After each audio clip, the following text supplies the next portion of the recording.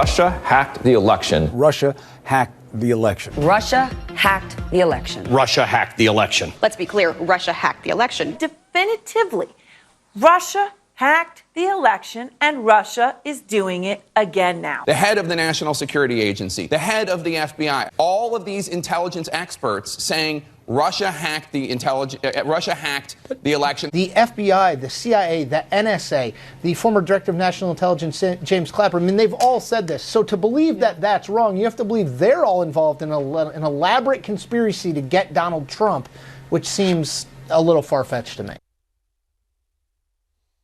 Joining me now, the great David Bozell of the MRC, president of the MRC, the Media Research Center. Okay, David, obviously the media was complicit in pushing that out to the public.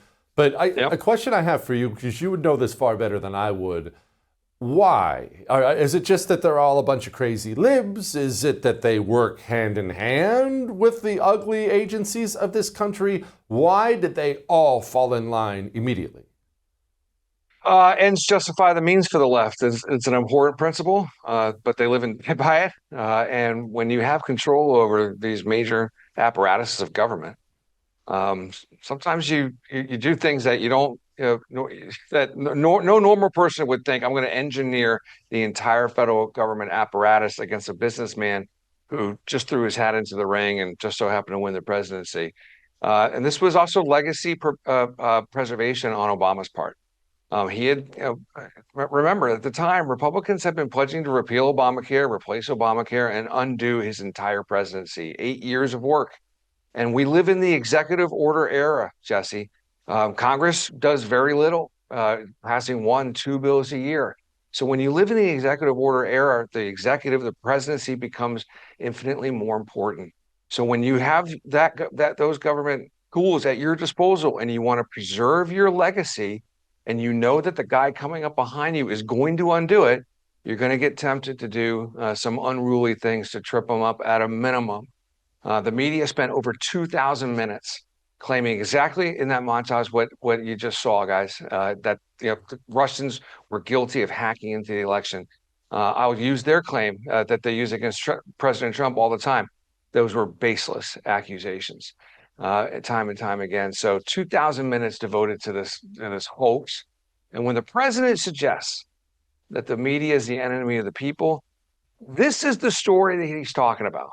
This right here is the number one story that he's talking about, because he knew in his gut that Russia never helped him, never moved one single solitary vote in his direction. He knew it, and he knew that they knew it, and he knew that they were lying. And so when he calls the press the enemy of people, in front of his crowds with the press behind the rope lines and all those things, this is the story that he's talking about, Jesse. David, so the ends justify the means. Obviously, you're correct about that. You can't come to any other conclusion. But if you're Jake Tapper, any one of those people, it doesn't matter, any one of those people on every channel, and you sit down and you push a lie like the incoming president or current president, depending on the date, he's only there because of Russia, and you know it's a lie. How do you sleep at night and think that you're the good guy in that story? I just don't understand. I can't wrap my mind around that. Even people I hate, and I hate all kinds of people, I wouldn't do that. Yeah, I don't think they sleep. I don't think they think that they're the good guy in this story. I don't think that even crosses their mind. For them, when you have Trump derangement syndrome, which is what a number of them had developed at this particular time. When you believe your own talking points, that democracy is at risk because a New York real estate developer had assumed the presidency. When you start believing that in your head and going to the caviar and wine cocktail parties night after night after night, and that's all that your buddies can talk about, this is the kinds of things that you'll end up doing. This is why they won't cover it now. They would have to admit their complicity in the whole scam.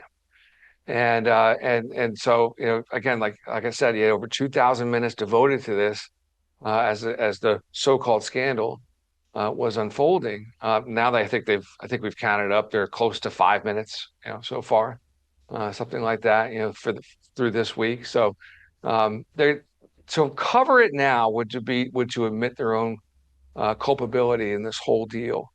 And they also they were addicted to power too. These are basic human emotions, right? And so they were addicted to being close to President Obama. President Obama was the cool kid on the political block, right? He was a cool kid in town. He had been senator for just a year. Then he rises rapidly to become the president. And every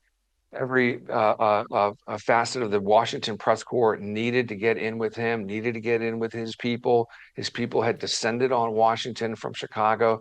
They needed to cover him glowingly. And as those 8 years developed, they developed all those friendships and relationships. And that's how, when you see Trump as the successor and he's pledged to overturn and undo your entire legacy, they went guns out, guns blazes to destroy President Trump.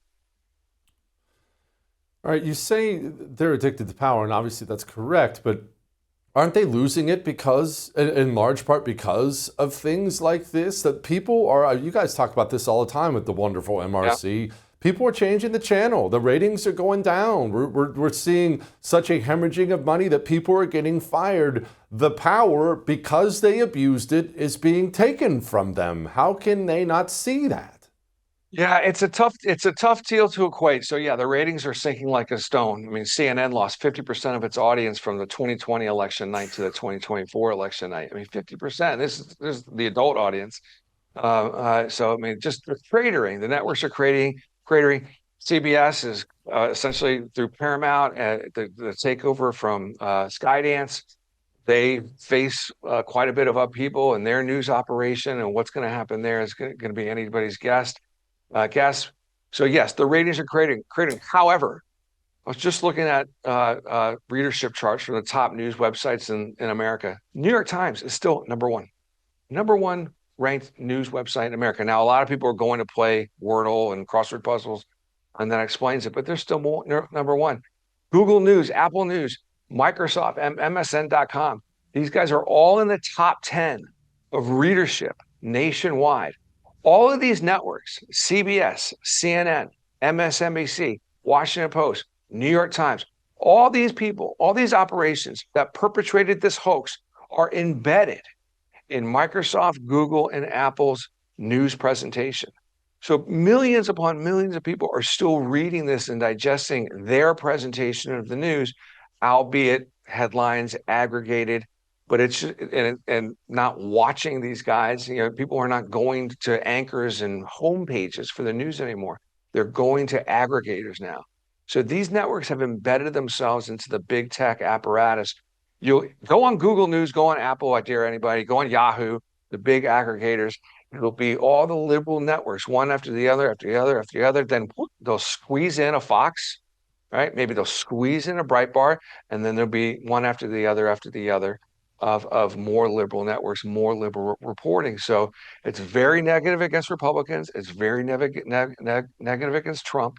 And this is why, now he uses it to his political advantage, right? No Republican has ever used hatred by the media to their political advantage as well as President Trump. And I would actually submit that that's why he's a two-time president, because he's done that so well.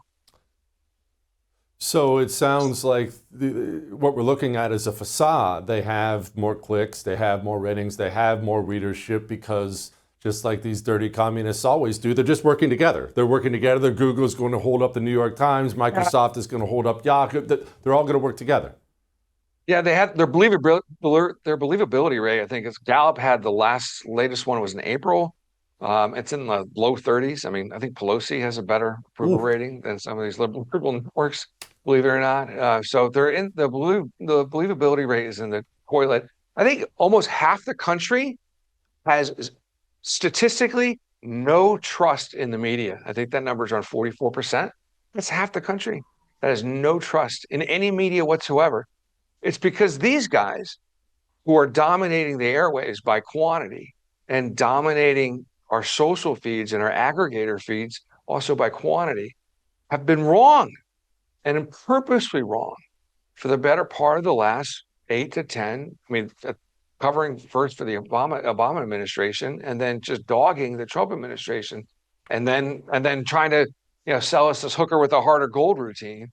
that Joe Biden was walking around, no problem, healthy, totally acute, totally on it, no problem holding the nuclear football, et cetera, et cetera. So that's why these guys have no trust anymore within the American public writ large.